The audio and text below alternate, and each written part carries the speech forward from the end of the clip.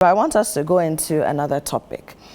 Kenneth Thompson has been speaking, all right? And I'll just read briefly from citinewsroom.com, something that we've captured there that he said. Since Central Member for Parliament Kenneth Thompson says his performance at the just-ended New Patriotic Party MPP presidential primary shows that he's a force to be reckoned with and that no major decision can be taken by the party without consulting him. Mr. Thompson made the comments on Saturday, November 11th, during a showdown Thanksgiving party organized for his supporters and coordinators during the MPP presidential primary campaign. Vice President Dr. Mahamudu Bawumia won the presidential primary with 118,210 votes, representing 61.47%, while his closest contender, Mr. Thompson, polled 71,996 votes, representing 37.41%. Speaking at the party, Mr. Thompson thanked his campaign team and said that he was underestimated ahead of the primary. They underestimated us, but we've proven to them that we now control 1/3 of the MPP. Mr. Thompson said, no major decision will be taken without consulting us.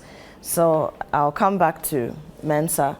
Your take on that, and I want us to be very brief on this because I want us to have enough time to discuss budget matters. Yes, so this is, I mean, what Mr. Thompson is saying is not far from the truth. I think that if you ask me, Mr. Thompson represents not just himself, but a certain faction within the NPP that has been created out of the recklessness of President Akufo-Addo in the Dr. Bawumia regime. How they've run the party down, how they've run the government down, and how even party people have been subjected to all manner of treatments and abuse and injustices. And so those are the people Mr. Thompson represented. And so last week I said here that the over 30% of voters who endorsed Mr. Thompson in the primaries are not only his supporters, they represent a larger faction, and now he has become the leader and the symbol of that faction. And if you ask me, that faction is even more than 30%. Dr. Bawumia, without the government and party machinery and the rigging system that was put in place to favor him, could not have made 50%. Easy, Mensa, easy. And that is a fact. Dr. Bawumia, on his own strength and merit, could not have won 50% of the vote. Mensa, let's be careful, because even if you know this for a fact, we don't have the evidence present here to defend that. So let's be careful about rigging. Do you want me to give you evidence? I mean, if you have it and you want to present it, that's fine. I don't want us to say anything without having evidence. You said you don't want us to spend too much time on this topic, so that's why I'm trying to wrap it up. But if you want evidence, I have the time. I can give you all the evidence. Maybe we can do it on another day. How the party machinery rigging system was rigged in favor of Bawumia, right from the conduct of the polling station elections to constituency elections, and how they insisted on only pro-Bawumia people to be elected as constituency executives, as polling station executives, as regional executives to the national, how ministers, MPs were shipped in line. If you want us to go that, we can go. But I'm saying that with all that, still Mr. Thompson and the injustice or the anti-establishment faction in the party were able to garner 38% of the vote. And I'm saying that they represented even a much larger group within the party. And so if the party wants to go forward, they want to succeed, then this is the time you have to mediate and bring people like Mr. Thompson and his group closer, and you need to be able to make some compromises. But I know how extremist, how power drunk Dr. Bawumia is. And I know that they are definitely not going to respect whatever agreement they will make with Kenneth Thompson. They will break that agreement. And it will make him infuriated, and he's going to go against them. This is a prediction, because they know that if they bring Kennedy so close, Kennedy is going to outshine the vice president. he's going to represent a much larger symbol, which, in case the party doesn't win 2024, it will be very difficult for Dr. Bawumia to come back again in 2028 without the government machinery and the party machinery behind him. It will be very, very difficult. And they know that this is the time they have to cut Kennedy Japan into pieces so that he doesn't emerge post-2024 to cause trouble to Dr. Bawumia, who they want to prop up again. And so I know, and I can predict that whatever agreement they will make with Bawumia, they will not obey, they will not respect the agreement. They will break it. Whatever agreement they will make with Kennedy Japan, they will not respect it. They will break it. They will try to play games with him. And we all know the outcome if you play games with Kennedy Japan. Okay, so that's your prediction. All right, Geoffrey. Well, I think that 7% is an indication of a hold on some large group of people in the party, especially when you take statistics into consideration from the fewer number where he got about 14 to 15%, and then when you expanded the college, he then gets to 37%.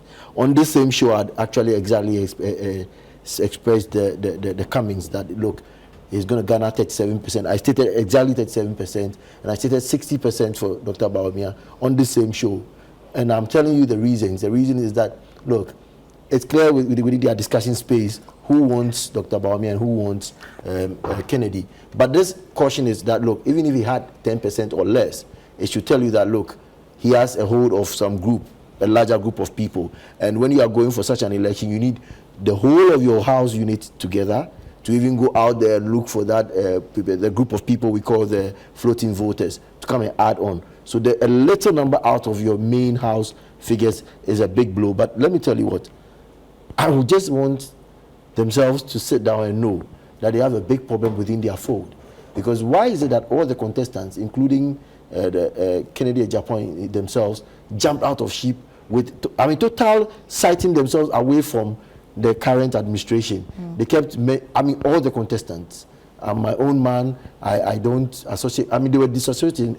If you take even religious barriers, like I told you early on, Jesus Christ, the disciples were denying when there was death, crucifixion coming. That was when the disciples were moving away from Jesus Christ.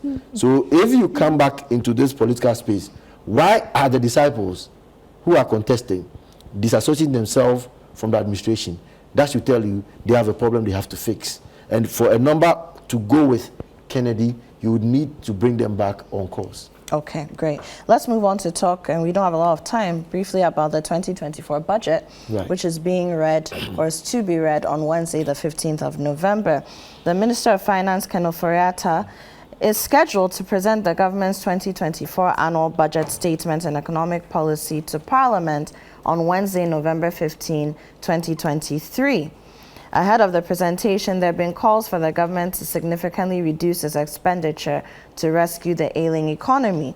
The Chief Executive Officer of Dalex Finance and Leasing Company Limited, Kenneth Thompson, issued a warning last week of a looming economic downturn in 2024 if the government continues its current pattern of ever-increasing and large expenditures. In an interview with Umar Sanda Amadou on Face to Face on Citi TV, Mr. Thompson said, as a country, we must focus on now and is how to protect the poor.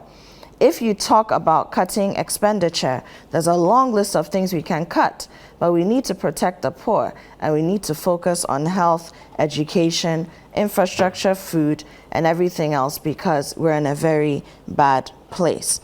Okay, I also just want to read briefly from this morning's edition of the BNFT, the Business and Financial Times, where analysts are warning. He said the 2024 budget must be watertight. He said there's no room for the impending 2024 budget to fail in firming up efforts towards consolidating macroeconomic gains and ensuring fiscal responsibility, market analysts have warned. Although macroeconomic conditions have improved, there is a general agreement that the economy is still at risk of further decline due to both external and internal shocks. We maintain that the macroeconomic gains are fragile and highly susceptible to renewed domestic and external shocks. Thus, we expect the 2024 budget to reinforce strategies to sustain these gains towards entrenching, regaining market access, says the GCB Capital and they highlighted this in a note on the subject. And other analysts are speaking as well. I'll also just take very briefly the Daily Graphic, which says that the budget must show tax reform. And Na Andani has been speaking specifically on this. Na Andani, of course, former MD of Stanbic Bank in Ghana. An economist and former banker now, Hassan Andani, has urged the country to table a budget that shows a clean departure from the past to one that brings major reforms in taxation. And then we have a similar thing economists are urging, we are learning from the Ghanaian Times on page 12, don't impose new taxes, rather introduce new initiatives to broaden the tax net. So everybody is concerned about how we've run our budgeting over the past several years. Everybody is concerned about the taxes that have reared their heads. Some of them we don't even understand anymore. People are worried about how taxation and the way we've gone about budgeting has pushed a lot of Ghanaians into poverty.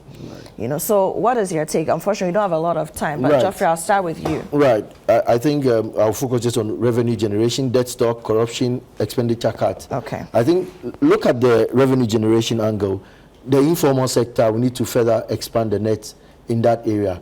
And when we say the informal sector, people just look at just the small scale businesses, very, very mini businesses, but we're talking about consultants as well, lawyers, doctors who are actually consulting. We're talking about professional groups. Some of them are there, you don't even know how much a lawyer might charge a client. So and artists, artists as well. Are we going to be charging all of them? When you go to the construction site, there's a carpenter who's roofing a building for 60,000, 30,000. All these amounts, who is actually spending the net to catch them? We have had discussions with the Ministry of Finance and told them how they can do all this by incorporating the system where at the permit level at the assembly, you can get to infuse all these professionals and get to tax them. Now, we also, there's a need to remove some of the nuisance taxes. For example, the COVID levy has actually outlived its usefulness. Now to the debt stock. Nobody has said do not take on debts. But when you take on the debts, when you go and borrow, what you use the money for, properly targeting it is what is important. All over the world, big countries doing well, borrow. When you borrow, invest in areas that the returns will be enormous. That's what we are talking about.